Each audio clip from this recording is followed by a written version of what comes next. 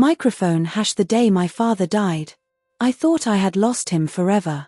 But in truth, I hadn't yet met the ghost of who he really was. That's how this story begins. Not with his funeral. Not with the tears. But with the moment the lawyer's voice cut through the silence of that oak-paneled room, reading words that would split my family apart forever.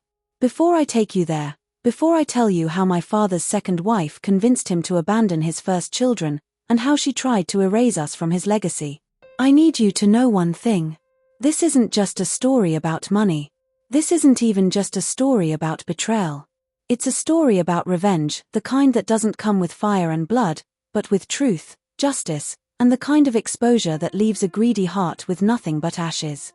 And if you're new here, welcome to AiNeuraBeat.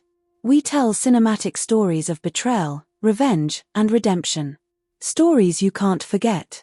So hit that subscribe button, because trust me, you don't want to miss what happens next. The room smelled like polished wood and old paper. My siblings and I sat across from her, the woman who had spent the last 10 years twisting my father's heart, convincing him that we, his own children, were nothing but shadows of his past life. Her name was Caroline, my father's second wife. The woman who gave him another son late in life, and the woman who would soon smirk while the lawyer tore apart every piece of hope we had. The lawyer adjusted his glasses, cleared his throat, and began. I, Richard Hale, being of sound mind and body, do hereby leave the majority of my estate, including the family home, the vineyard, and all financial assets, to my youngest son, Daniel Hale. My heart stopped. Daniel. The baby. My half-brother who had just turned 10. To be held in trust by his mother, Caroline Hale, until he reaches the age of 25. Caroline's lips curled into a smile she tried to hide. A smile that said checkmate. The words rang in my ears. Everything, every piece of land, every savings bond, every investment, even my father's watch collection, gone. Not to us, the children who grew up with him, who sat at his table, who carried his last name through every year of our lives, but to the child of his second marriage. And to her. Always to her. I glanced at my sister, Emily. Her hands were shaking. My younger brother, Josh, was staring at the floor, his jaw clenched so tight I thought he'd break his own teeth. For a moment, I wanted to scream. To stand up and accuse her right there. But something inside me stopped. A memory. The way my father's eyes looked, the last time I saw him. The heaviness in his voice when he pulled me aside, whispered, "One day, you'll understand. One day, the truth will come out." Back then, I didn't know what he meant. But as the will was read, I realized, my father had left us nothing, at least, not in writing. But maybe, just maybe, he left us something else. When I think back to the years before Caroline, before lawyers, before wills and courtroom battles, I remember golden summers. My father wasn't a rich man when I was young. Not the way people thought. Yes, we had the vineyard, sprawling acres of green rows and soil that smelled like earth and rain. But it wasn't wealth, it was work. Back-breaking, honest work. He used to take us out there at dawn, before the sun crested the hills. His hands were rough, dirt embedded deep in his nails, but he carried himself like a king. A man proud of his land, proud of the family he built with my mother. I can still see him, his hat tilted low, his shirt rolled up, sweat already glistening on his forehead. He'd hand me the pruning shears and say, "Every vine is like a child, son. You cut too deep, it won't grow back. You don't cut enough, it suffocates. Balance. Life is all about balance." At 10 years old, I didn't understand. At 30, sitting in a lawyer's office with my inheritance stolen, those words burned in my memory. Balance. The one thing our family would lose. Evenings were my favorite. The vineyard work ended when the cicadas sang and the sky turned shades of lavender and fire. We'd gather at the long wooden table on the back porch, me, my sister Emily, my brother Josh, and my parents. My mother, God rest her soul, would serve roasted chicken with herbs from her garden. The smell of rosemary, garlic, and lemon would drift through the air like music. My father would pour a glass of his homemade wine, sit back, and laugh. Real laughter. The kind that shook his chest and made his eyes crinkle at the corners. We weren't rich, But we were wealthy in something better, love. And I didn't know it at the time, but those nights, those dinners, were the last pure happiness we would have before the storm arrived. My father wasn't just a winemaker. He was a teacher. A storyteller. Every night, before bed, he'd sit us down and tell us about his own father, how the Great Depression nearly stole their farm, how survival wasn't about money, but grit. You can lose land. You can lose crops. You can even lose friends. But family you fight for, tooth and nail. You never turn your back on them. I believed him. Every word. Maybe that's why, when he turned his back on us years later, it broke me in a way nothing else could. Because it wasn't just betrayal, it was the shattering of the very lessons he taught us. The last summer before my mother passed, I was 17. Emily was 15. Josh, only 12. We didn't know she was sick yet. She hid it well. She still sang while she cooked, still laughed when Dad teased her, still danced barefoot on the porch when her favorite record played. That summer felt endless. Long days of harvesting grapes, sticky fingers from stolen fruit, nights under a blanket of stars so wide it made you believe God was watching. We were a family then. Whole. Untouched by greed, untouched by manipulation. When Mom died, everything shifted. Dad was broken. He walked through the house like a shadow of himself, lingering in doorways, staring out at the vineyard like the land itself had betrayed him. That's when Caroline appeared. The stranger who would weave herself into his grief like a vine choking an oak. But that part of the story comes later. As I sat in that lawyer's office years later, listening to the will that erased me, I thought back to those golden years. To the boy who believed his father's words. To the family dinners, the vineyard mornings, the laughter that once filled a house. That's what she stole from us. Not just the money, not just the land. She stole the memory of who we were. She turned a father's love into a bargaining chip, and used his grief like a knife. But what she didn't know was this: you can bury truth, you can silence voices, but you can't kill memory. And my father, even in his weakest hour, made sure his memory, his true will, would rise from the grave. I remember the first time I saw her. It was a rainy afternoon, a year after my mother passed. The vineyard looked lifeless that day, grey clouds pressing down on the hills, raindrops sliding off the bare vines like tears. My father was standing by the porch with a woman I had never met before. She held an umbrella over him as if she were shielding him from more than just the weather. She smiled at us with a softness that felt rehearsed. Her name was Caroline. She told us she was a friend, someone who had helped Dad through his grief. I was polite, because that's what my mother would have wanted, but something in my gut twisted. The way she looked at him, the way her hand lingered on his arm, it wasn't just friendship. In the weeks that followed, she was everywhere. Cooking meals in our kitchen, sitting at the head of the table as though the chair had been waiting for her, walking the vineyard like she owned the soil beneath her shoes. She laughed at my father's jokes in a way that was too loud, too eager. And little by little, the shadows in his eyes began to fade. At first, I was grateful. I wanted him to smile again, to live again. But soon, it became clear that she wasn't bringing him back to us, she was pulling him away. It started with small things. She'd insist he needed time alone, and suddenly family dinners grew shorter, quieter. She suggested that we, his children, were old enough to handle ourselves, while he needed peace and rest. Then came the words that cut deep, subtle but sharp.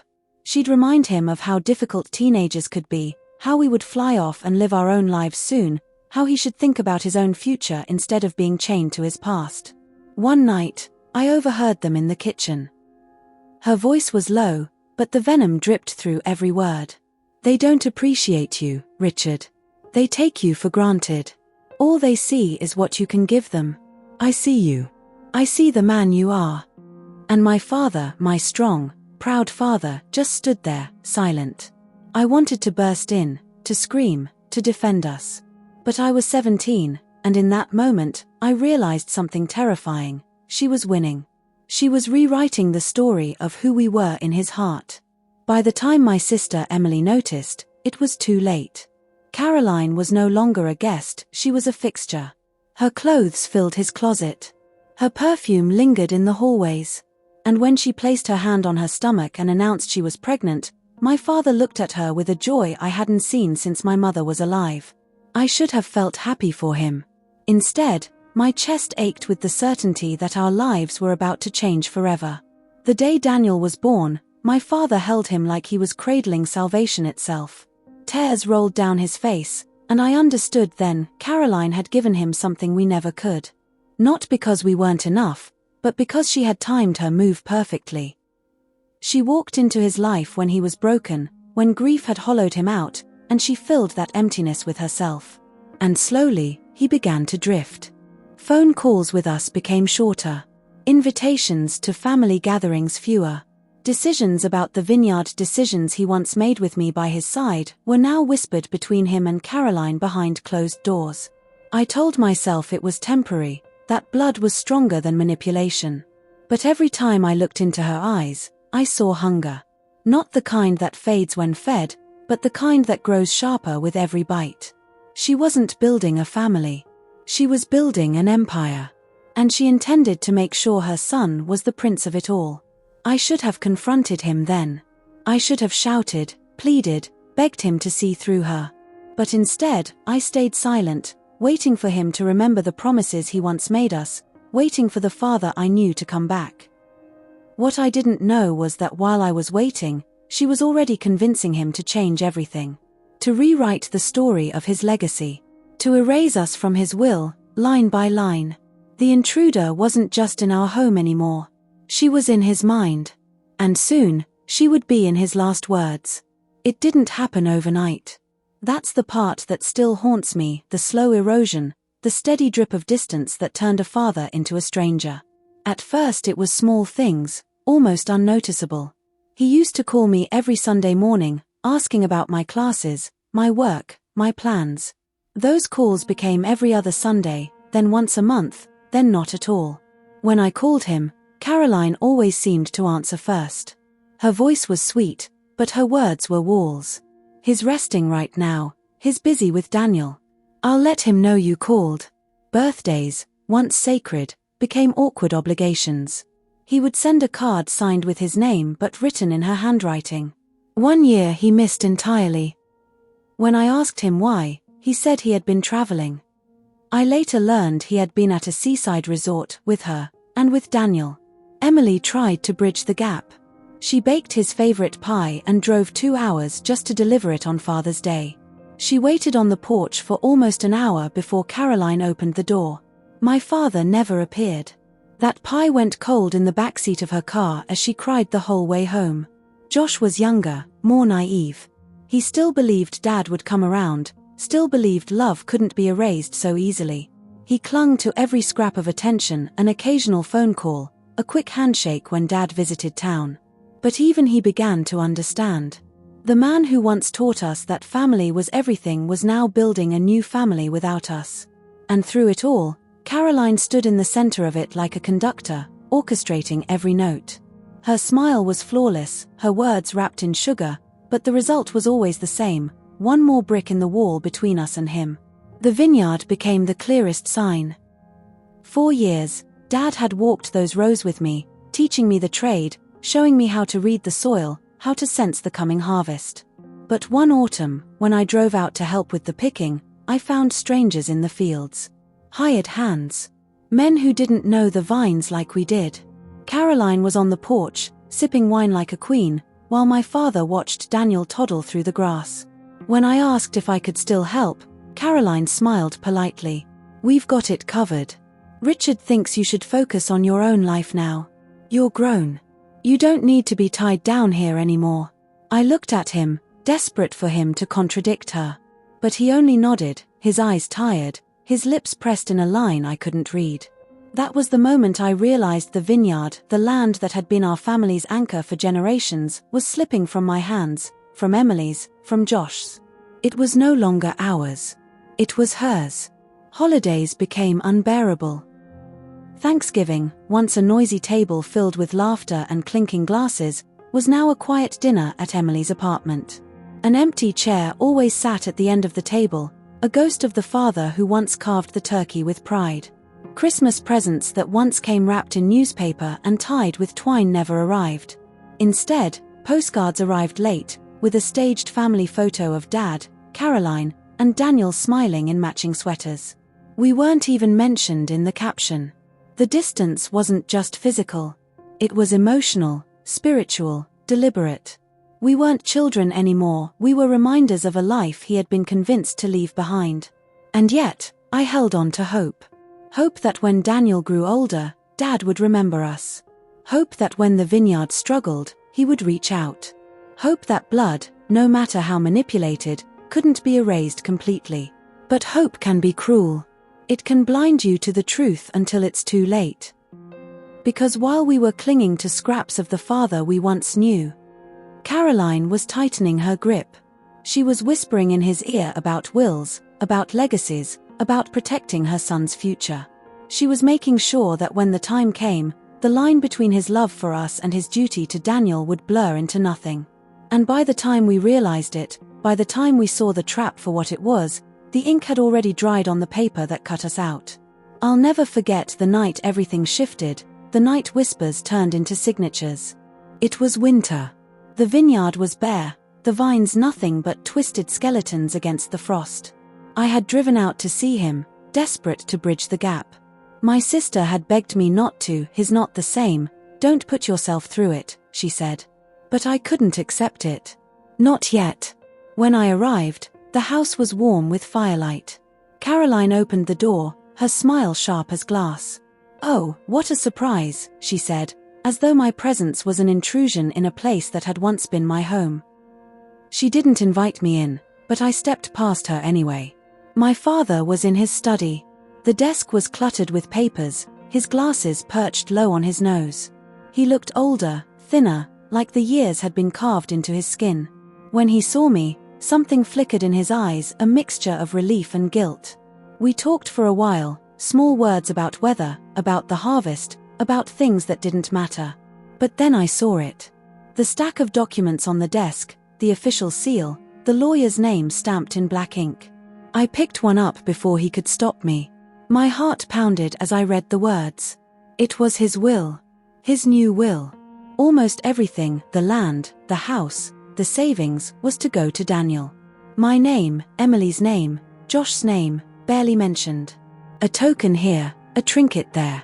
Enough to be polite, not enough to matter. I looked at him, my voice breaking. "Dad, what is this? What are you doing?" He tried to explain, but the words sounded rehearsed. "You're grown now. You'll make your own way. Daniel, he's just a boy. He needs security. Caroline just wants to make sure he's taken care of." Caroline. Always her name on his lips. I slammed the paper down on the desk. "This isn't you. You taught us family comes first. You told us blood is everything. Now you're erasing us for her?" For the first time, anger flashed in his eyes. "Don't speak about her that way. She's been here for me when no one else was. When your mother died, I was broken. She saved me. And Daniel, he's innocent. Don't punish him for this." The words cut deeper than any blade. No one else was there. I wanted to scream. We were there. We were always there. But she had poisoned him so completely that he couldn't see it anymore. That night, I left the house shaking, my breath clouding in the cold. Emily cried when I told her. Josh punched a wall until his knuckles bled. The three of us sat together in silence, the weight of betrayal crushing us. And yet, even as despair settled in, there was something in my father's eyes that I couldn't shake. A hesitation. A flicker of regret when he looked at me, as though he knew what he was doing was wrong, but couldn't stop himself. Years later, when we found his recordings, I finally understood. He had been pressured. He had been cornered. Those papers, those signatures, they weren't his heart. They were her hand guiding his. But in that moment, all I knew was that the man who once promised to fight for his children had just signed us away. That was the night hope began to die, and the seed of revenge was planted. The years after that night were a blur of distance. Every time I tried to reach him, there was a barrier. Sometimes it was Caroline's voice on the phone, sometimes it was his own silence. It felt like he was slipping through my fingers, like sand you can't hold no matter how tight you close your hand. His health began to fail slowly, almost unnoticed at first. He'd cancel visits, claim he was tired, or that the doctor had ordered rest. When I did see him, his face was thinner, his eyes duller, his body weaker. He'd wave it off, say it was nothing, but we all knew. Something inside him was breaking down. Caroline took full control during those years. She was the gatekeeper, the nurse, the guardian of his time. No one saw him without her permission. Even when we managed to visit, it felt staged, like a performance. She'd hover in the corner, hand on Daniel's shoulder, reminding Dad with her eyes where his loyalty belonged. I remember one visit in particular. He was sitting by the fireplace, a blanket over his legs. His hands trembled when he lifted his cup. I sat beside him, desperate to bridge the gap, desperate to find the man I used to know. For a moment, it was almost there. His eyes softened, and he whispered, "I miss you, son." But then Caroline entered the room, and the words died in his throat. He straightened, cleared his voice, and talked about the weather instead. That night, when I left the house, I caught something strange. Through the window of his study, I saw him alone with his camera. A small camcorder, the kind people used before smartphones. He looked straight into it, his lips moving silently, his expression heavy with pain. When he heard footsteps in the hall, he shut it off quickly, hiding it in the desk drawer before Caroline appeared. I didn't understand then. But later, those recordings would be everything. As his sickness grew worse, Caroline's control grew tighter. Phone calls went unanswered. Letters were returned unopened. We learned about his hospital stays through whispers, through neighbors who pitied us. Every attempt to see him ended the same way: "He's too tired today, maybe next time." There was no next time. The last time I saw him alive, he was lying in a hospital bed, his skin pale against the sheets, his breath shallow. Caroline sat beside him, holding his hand, while Daniel played quietly with a toy truck in the corner. When I stepped inside, his eyes flickered toward me. There was so much he wanted to say, I could feel it in the weight of his stare. But his lips barely moved. Just one word escaped: "Sorry." I held his hand, fighting back tears, wanting to tell him I forgave him, that I loved him, that no matter what had happened, he was still my father. But Caroline leaned in, whispered something in his ear, and he closed his eyes. That was the last time. Days later, he was gone. The vineyard was draped in black ribbons, the funeral crowded with people who spoke of him as a great man, a pillar of the community. I stood there numb, listening to their words, feeling like I was burying not just my father but the family we once were. Caroline cried publicly, her wails echoing across the church. Daniel clutched her dress, confused, too young to understand the games being played around him. And when the coffin lowered into the earth, I swore I saw her eyes flicker, not with grief, but with victory. She thought she had won. She thought the story ended with his death, with his will locked away, sealing our fate. What she didn't know was that my father had left behind a voice that could not be silenced. The silence of his last years was not empty, it was filled with secrets. Secrets recorded in the dead of night, hidden in places she never thought to look. And those secrets would become the spark that set her carefully built world on fire. The months turned into years, and life at the estate shifted in ways none of us could have fully prepared for. Margaret had woven herself so completely into my father's world that it was impossible to separate him from her influence. She controlled who he met, what papers he signed, and even what conversations reached his ears. It was as if she had wrapped him in silk, comfortable, gentle on the surface, but suffocating all the same. For my brother Daniel and me, the changes were like cracks forming in the walls of our childhood home. At first, they seemed small. Invitations to family dinners grew fewer. Calls from my father became shorter, often interrupted by Margaret's voice in the background, reminding him of some pressing obligation. When we did see him, he seemed tired, quieter, more cautious with his words, as if afraid of speaking freely in her presence.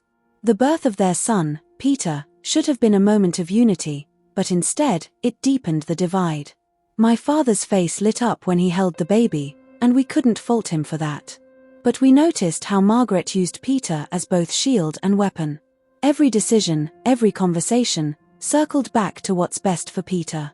It was her mantra, her justification for slowly cutting us out of our father's life. At first, Daniel tried to confront him. I remember the argument vividly. Daniel's voice raw with desperation, saying, "Dad, she's isolating you from us. Can't you see it?" My father, his eyes tired and his hands trembling, simply said, "It's complicated, son. You don't understand." That night, Daniel left the estate and didn't return for months. I tried a softer approach. I stayed patient, visiting when I could, sending letters, pretending not to notice when Margaret intercepted calls. I wanted to believe that somewhere behind her careful control, my father still saw us as his children, still felt the bond we shared. And yet, with each passing year, the estate, the land, the house, the businesses became more tied to Margaret's name, her plans, her vision. The day I realized just how far things had gone was the day I stumbled upon a document left out on my father's desk. It wasn't meant for me, I knew that instantly. The language was clear, nearly all assets were being funneled into trusts for Peter, with Margaret positioned as sole guardian and executor. Daniel and I were mentioned only briefly, a token line here or there, as if we were distant relatives instead of his own blood. When I confronted him, he wouldn't meet my eyes. His voice was low, almost apologetic. She insisted, "Sarah." She convinced me it was the right thing to secure Peter's future. "You and Daniel are grown, independent. You'll be fine." His words felt like daggers, not because of the decision itself, but because I heard the tremor in his voice. He didn't believe it. He was repeating her reasoning, not his own. That night, I cried in the room I had once called mine, realizing it no longer belonged to me, not the room, not the house, not even the memory of the man who raised me. Daniel returned soon after, his anger sharper than mine, but his resolve clear. "We can't fight him now," he told me. "He's too far under her spell. But the truth has a way of breaking through." We didn't know then what kind of truth we would one day uncover.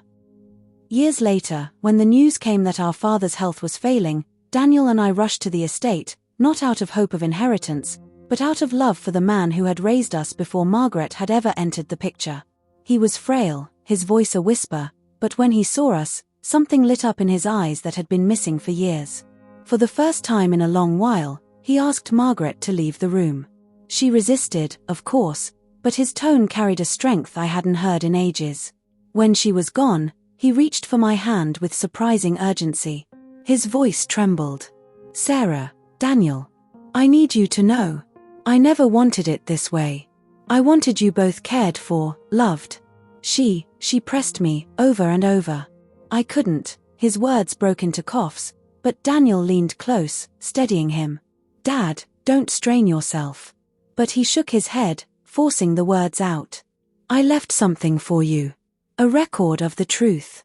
You'll know, when the time comes." At the time, I didn't understand.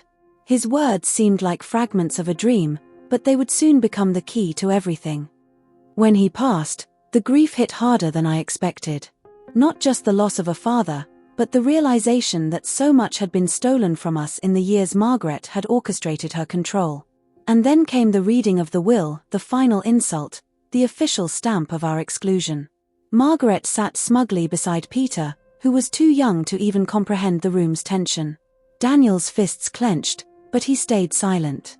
I felt my stomach twist with rage, yet my father's last words echoed in my mind, "I left something for you." We had no idea how right he was. The months that followed were a blur of hushed voices, drawn curtains, and the slow decline of a man who once stood tall and unshakable.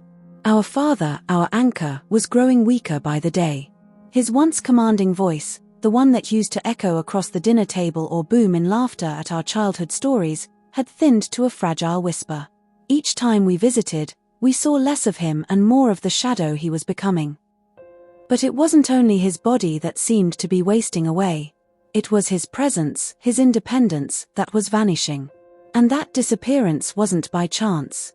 The second wife, poised with the patience of a predator, had wrapped herself around every detail of his care. She managed the medication. She answered the doctor's calls. She screened his visitors, deciding when, or if we were allowed into the room. "We need to let him rest," she'd say, with her carefully measured smile. "The doctor says too much stress could worsen his condition." It didn't matter that we were his children. It didn't matter that we only wanted to sit beside him, to hold his hand, to remind him he wasn't alone. Every attempt to connect with him became a negotiation, and every moment we managed to steal felt like it was under surveillance. She hovered, always near, always listening. One evening, I remember slipping into his room after she'd stepped out to take a phone call. The lights were dim, and the steady beeping of the monitor filled the silence. He looked so small beneath the blankets, his skin pale against the white sheets. For a moment, I thought he was asleep. But then his hand moved, just slightly, and his eyes opened. "Dad," I whispered, leaning closer. His lips trembled as he tried to form words. His voice cracked like a brittle twig. "Don't let her take everything." The weight of those words hit me harder than anything I'd ever known. He wasn't just talking about money. He wasn't just talking about the house or the company shares. He was talking about us, about the legacy he had built, about the love that was supposed to bind us as a family. Before I could press him for more, the door opened. She walked in, her heels clicking against the polished floor, her expression tightening when she saw me so close to him. "That's enough for today," she said sharply, as though I were a nurse who had overstayed my welcome. "He needs his rest." I wanted to argue, to scream, to tell her that he was my father and not her prisoner. But I could see the fear in his eyes. He didn't want a scene. He didn't want her anger. He was too weak to endure the storm that would follow. So I nodded, kissed his hand, and stepped back. That was the moment I realized just how much power she held over him. Not just through control of his care, but through fear of conflict, fear of stress, fear of worsening his condition. She had turned his vulnerability into her weapon. Over the next weeks, rumors started to surface. Whispers among extended relatives.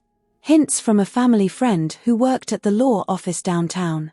Something about the will being rewritten. Something about new signatures, late-night meetings, documents sealed away in safes. Every time we asked her about it, she dismissed us with a look of feigned shock.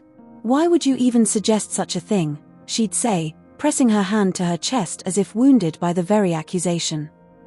"Do you think so little of me?" But her act was too polished. The tremor in her voice too rehearsed. We weren't imagining it. Something was happening behind closed doors, and our father was too fragile to fight it. Still, in those rare moments when we managed to be alone with him, his eyes spoke volumes. A flicker of guilt. A flash of helplessness. And once, when the machines hummed louder than usual and he thought no one was listening, we heard him whisper. I had no choice. It was then I understood. Whatever she had convinced him to sign, whatever changes she had made him agree to, it wasn't done with his heart, it was done under pressure. He was being cornered, manipulated, stripped of his agency in the final stretch of his life. And though grief hung heavy in the air, anger began to rise within us. Anger at her for tightening her grip, anger at ourselves for not protecting him sooner. Because deep down, we knew the second wife wasn't just waiting for his death. She was preparing for it. And with each passing day, the walls closed tighter around us, shutting us out of the father we once knew, and the legacy he intended to leave behind. The winter that followed felt heavier than any I could remember.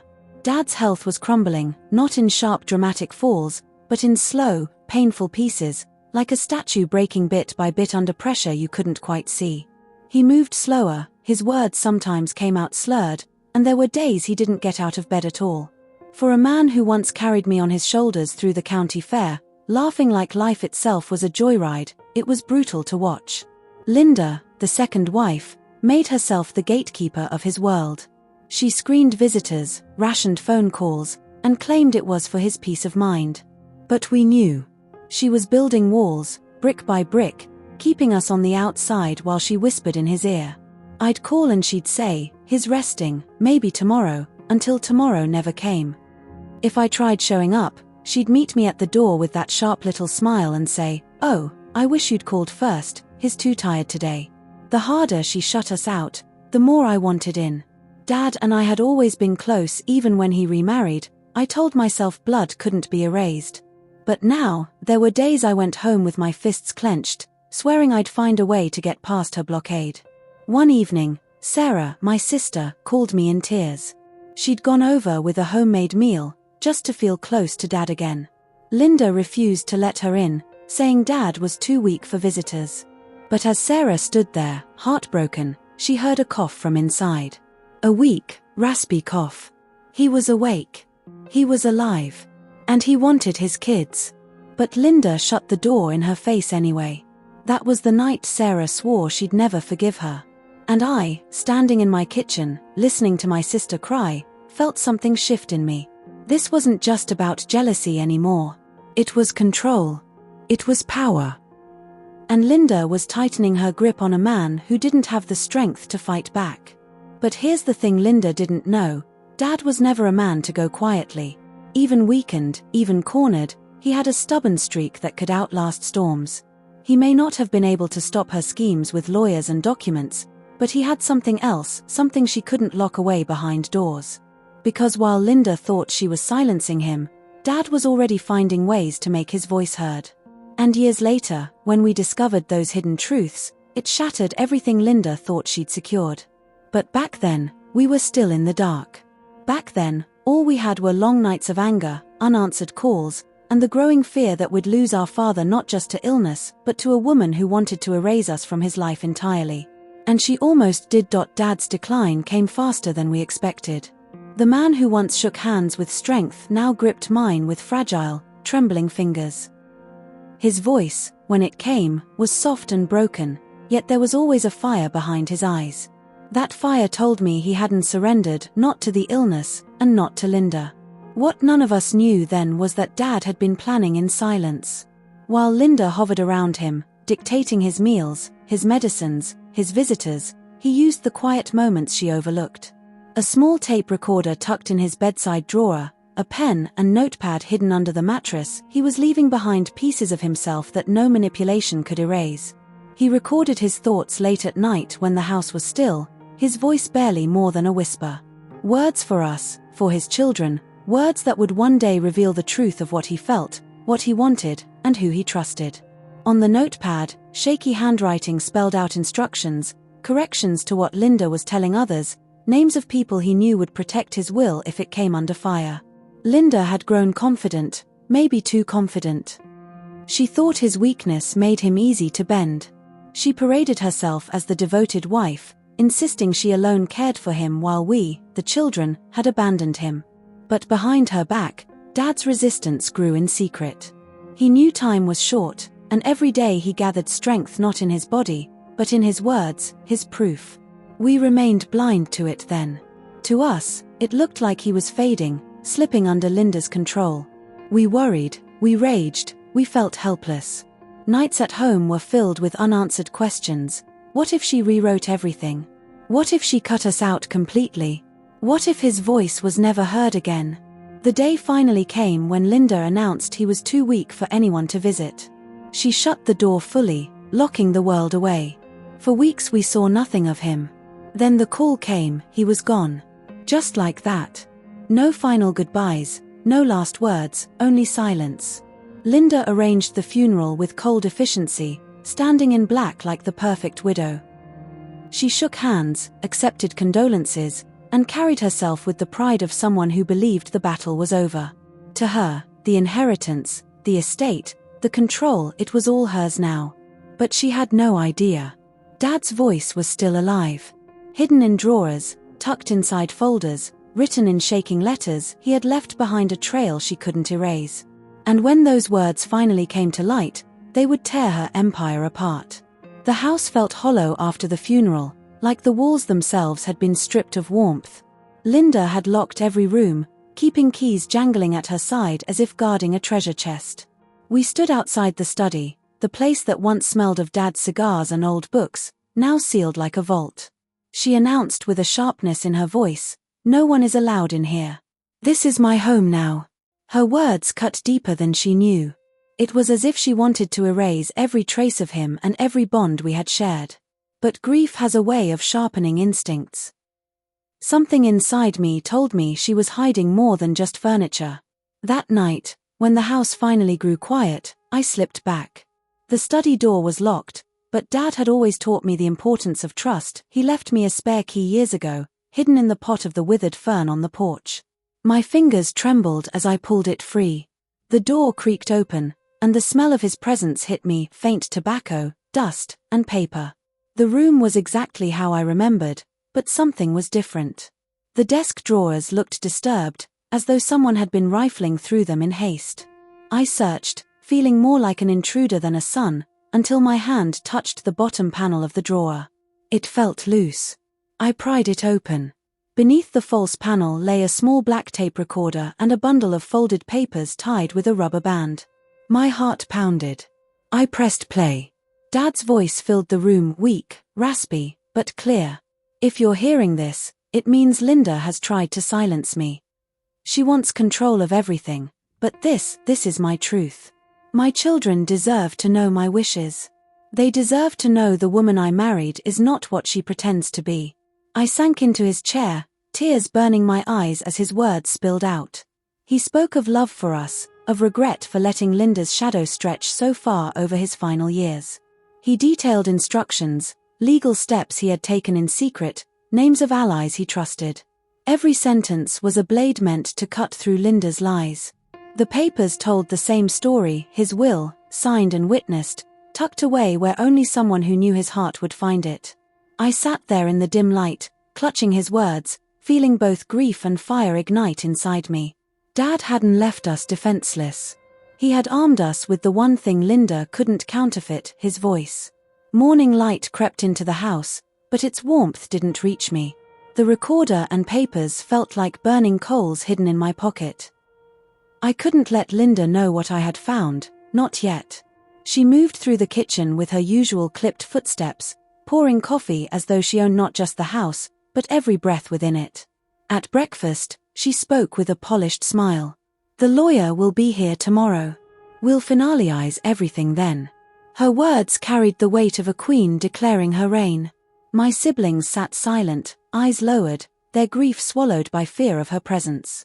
But I wasn't the same anymore. Dad's voice still echoed in my ears, urging me to stand.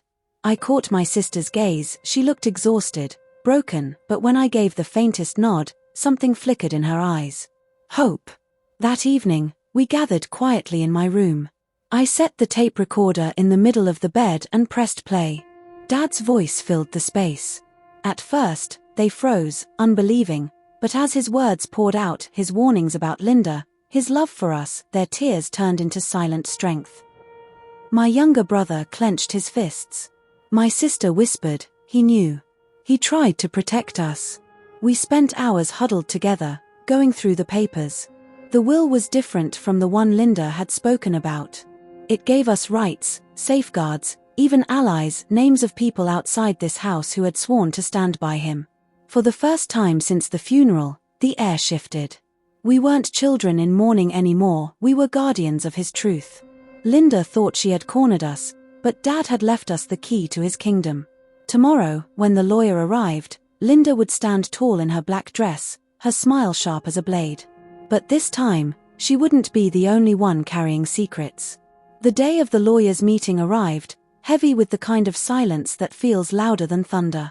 The siblings walked into the office together, their faces pale but their steps steady. They had not slept much the night before, but their hearts carried a strange fire. One born of pain, but sharpened into determination. Linda was already there, sitting with her chin slightly raised, dressed in an elegant black suit that seemed to scream of confidence. Her lips curved in a faint smile, the kind that pretended to mourn but actually relished the power she thought she now held.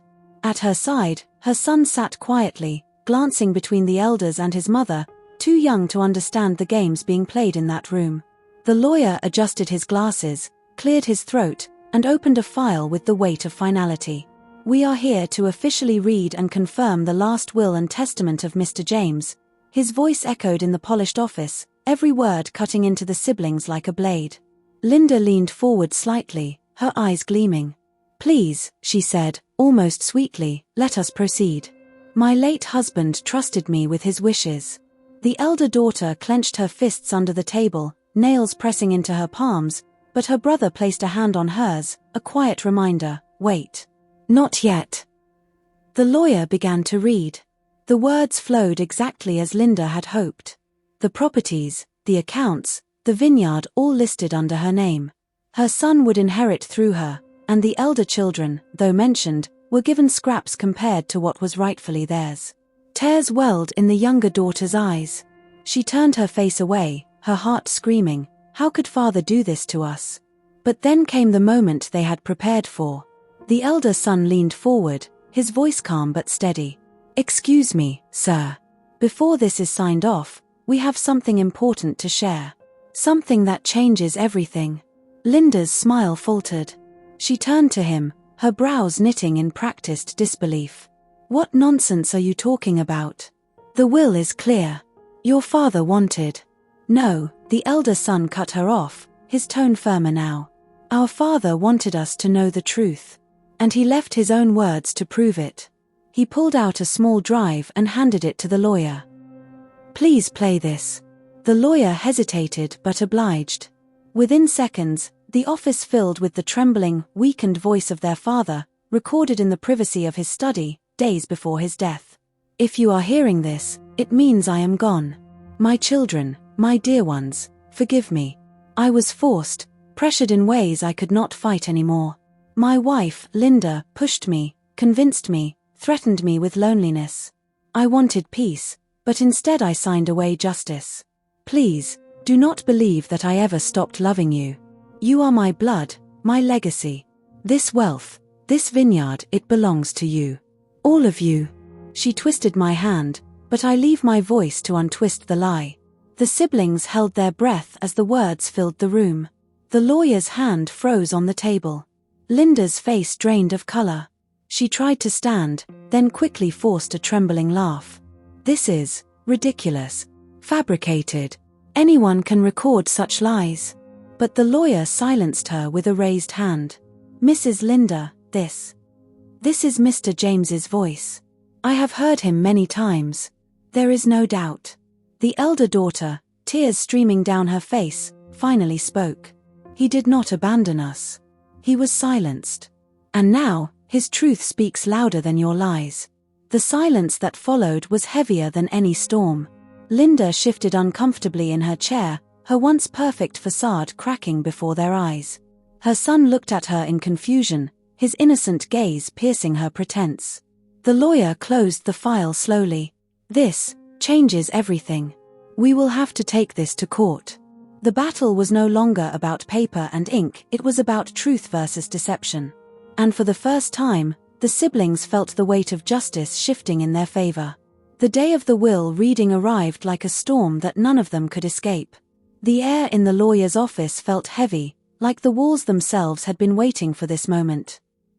The elder children sat together, dressed in muted clothes, carrying a quiet dignity their father would have been proud of.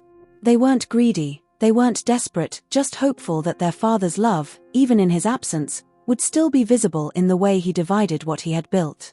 Across from them sat the second wife, her face carefully painted with grief, though her eyes betrayed something else, confidence, calculation, the smug certainty of a woman who believed the battle was already won. Beside her, in a small carrier, lay the newborn son, oblivious to the currents of hatred and sorrow swirling around him. The lawyer, an old man who had served their father for decades, cleared his throat and began reading. His voice was steady, professional, but the words fell like blades. The house, the businesses, the lands, the accounts. Piece by piece, he named them, and with each name, he assigned them not to the children who had stood by their father for decades, but to the infant who could not even hold his head upright. The elder daughter's fingers trembled as she clutched the armrest of her chair. The son stared at the lawyer, his jaw clenched so tightly it hurt. And still the list continued. By the end, there was barely anything left for them. The father they had loved, trusted, and stood beside, had seemingly chosen to erase their existence in his final act. The room was silent when the lawyer finished. Silent except for the faint coo of the baby, unaware that he had just inherited an empire. The elder son finally spoke, his voice hoarse. This isn't my father. This is someone else's hand guiding his. The lawyer adjusted his glasses, unease flickering in his eyes. I can only read what was signed. The second wife leaned back in her chair, her lips curling ever so slightly into a smile she tried to disguise as grief. She placed a hand on the baby's carrier and whispered, "Your father loved his youngest more than anyone. This was his wish. You should respect it." Those words were gasoline on the fire burning in the elder children's chests. They stood, not wanting to give her the satisfaction of their tears. Their hearts were shattered, but beneath the grief, something harder began to form. A quiet rage. A determination that this story would not end here. Outside, as they walked down the marble steps of the law office, the daughter's eyes brimmed with tears. "He loved us. I know he did. This wasn't him." The son placed a hand on her shoulder, his own voice breaking. "Then we'll prove it. If she stole him from us in life, we won't let her steal his truth in death." Above them, the sky was heavy with clouds, as though mourning alongside them. But hidden behind that grief was the beginning of a storm far greater, the storm that would expose every lie, every manipulation, and every mask the second wife had worn. This was not the end. This was the beginning of their revenge. The days after the will reading were a blur of silence and shattered routine. The house that once echoed with laughter now carried only the weight of grief. The elder daughter would sit for hours in her father's study, staring at the chair where he once read his newspapers, where he once called her Mary Sherney. She touched the desk, hoping to feel some trace of him, but all she felt was absence. Her brother, once steady as a rock, now walked the hallways with eyes hollowed by betrayal. He tried to stay strong for his sister, but when the lights went out, he broke down in the privacy of his room. The man who had taught him how to walk, how to fight, how to dream, had signed his name on papers that reduced him to nothing.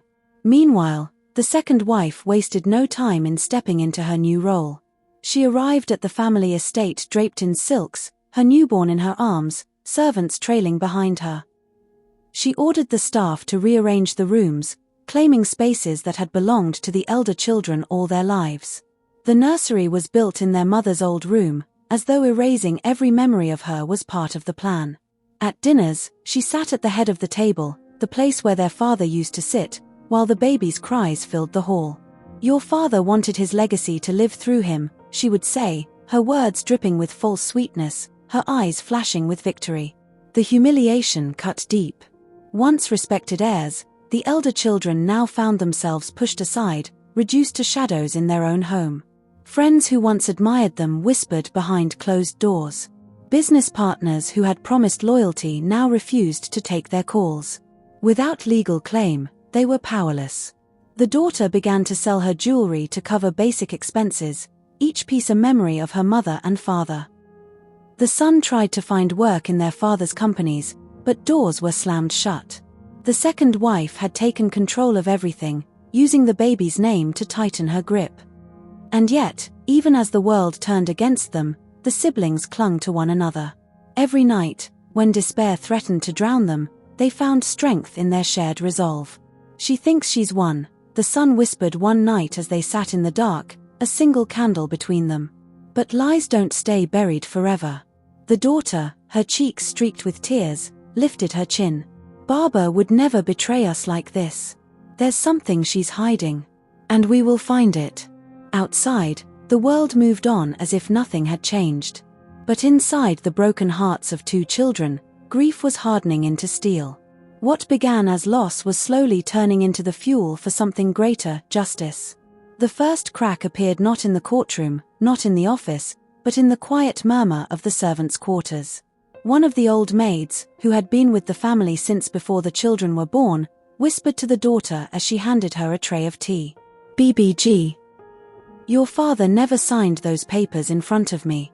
He was too weak in his last days, his hands trembling, his eyes fading."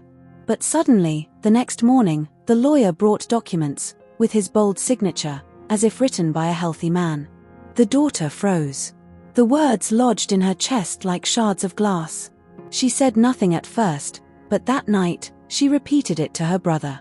His eyes lit up, not with hope, but with fire. If his hands were shaking, how could the signature be so clean? Either he signed them long ago or someone forged them. They began quietly asking questions. At the bank, they noticed sudden transfers made just days before their father's death. Money moved into accounts they had never seen before, all under the second wife's guardianship. At the hospital, a nurse admitted that the second wife had barred the elder children from visiting their father during his final days, claiming he needs rest. Rest, the son muttered, fists clenched. Or silence. The daughter visited their father's oldest friend, an advocate who had been by his side for decades. When she showed him a copy of the will, his face paled. This doesn't sound like him. He told me, even weeks before his death, that both of you were his life. That he would never leave you helpless. Something is wrong here. Very wrong. The puzzle pieces were beginning to shift. What they once thought was a betrayal from their father now began to look like something darker, a theft of legacy, executed by a woman who wore widow's white with pride, while hiding blood on her hands. The siblings realized then, their fight was not against fate, nor even against their father's decision. Their fight was against deceit, against manipulation, against a woman who had rewritten their story to crown her child king. And from that night onward, their grief turned into strategy. Every tear dried into determination. Every wound became a reminder of what was stolen. The sister whispered to her brother as dawn broke, "We will not rest until Barbara's truth comes to light. She may have stolen our inheritance, but she will not bury his honor." The brother nodded, his jaw tight. "Then it begins. Her lies end with us." The war for justice had begun, not in courts yet, but in whispers, shadows, and burning resolve. They started with silence. Not the silence of defeat, but the silence of hunters waiting for their prey to make a mistake. The daughter returned often to the old servants' quarters, listening carefully, piecing together fragments of memory from those who had witnessed her father's final days. The cook recalled how the second wife had locked away the medicine cabinet, claiming she alone would give the doses. The driver remembered overhearing heated arguments late at night, the second wife hissing threats about papers and signatures. Slowly, the siblings built a tapestry of suspicion. The brother, ever more daring, slipped into the study one night while the second wife and her child slept. Dusty drawers, old files, and a locked cabinet greeted him. He found the key hidden beneath a vase. Inside, a stack of documents lay, bank receipts, property drafts, letters. And then he saw it, their father's handwriting on a crumpled page, shaky but true, declaring that all properties were to be divided equally among his children. His heart pounded. The signature on this page looked frail, almost broken, so unlike the sharp, bold ink on the official will the second wife carried. He took only a copy, leaving the original undisturbed. A hunter never alerts the prey too soon. Meanwhile, the daughter sought out her father's old lawyer, the man who had once drafted contracts for him. In a quiet tea house, she placed the suspicious will in front of him. His eyes narrowed, his fingers tracing the ink. This is not his signature," he whispered. "Your father's hand trembled at the end. He could barely hold a pen. Whoever wrote this had strength, confidence. This is a forgery." The siblings exchanged a glance. The truth was no longer a ghost, it was taking form. That night, they met in their father's old room, the smell of his books still lingering. They laid out everything they had gathered, the servant's words, the nurse's suspicions, the lawyer's statement, the hidden letter. The sister looked at her brother, her voice trembling but resolute. "She thinks she buried Barbara twice, once in the grave, and once with her lies. But we will not let her. His truth will rise, and when it does, she will fall." The brother clenched his fist. "No court, no witness, no scheme will save her once the mask slips. We have the truth now. All we need is the right moment." Outside, the mansion stood silent. But inside, a storm was gathering, a storm that would not stop until the woman who had stolen everything faced the ruin she deserved.